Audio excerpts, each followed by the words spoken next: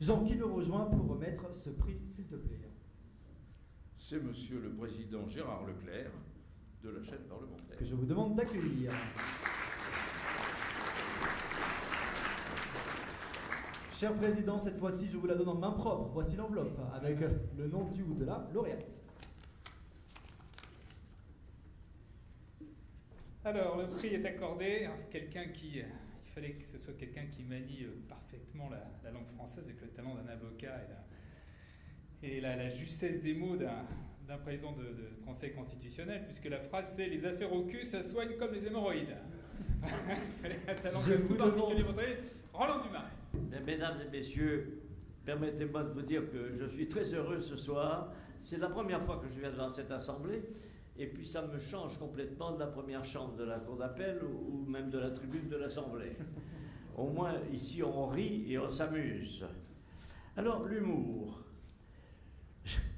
Je me suis demandé, quand on m'a annoncé cette nouvelle, qui avait lancé le premier l'humour et en a donné la meilleure définition. Eh bien, malheureusement, ce n'est pas un Français. C'est un philosophe danois. Peut-être quelques-uns d'entre vous le savent-ils, qui s'appelait Kierkegaard, qui a été du reste reconnu comme un des patrons des premiers de l'existentialisme, avant Jean-Paul Sartre. Et il avait donné une définition de l'humour, il avait dit, et c'est très célèbre maintenant, surtout en danois, mais je vais vous le dire en français, l'humour, c'est lorsque le sérieux se cache derrière la plaisanterie.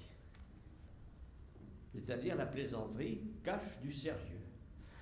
Alors je me suis demandé si, au fond, j'étais plaisantin ou sérieux au point de mériter ce prix. Et je suis arrivé à cette conclusion que le mot que l'on a retenu ne méritait peut-être pas aussi cette dédicace et cette récompense. Mais j'ai bien réfléchi et je me suis dit, mais c'est pas si mal que ça.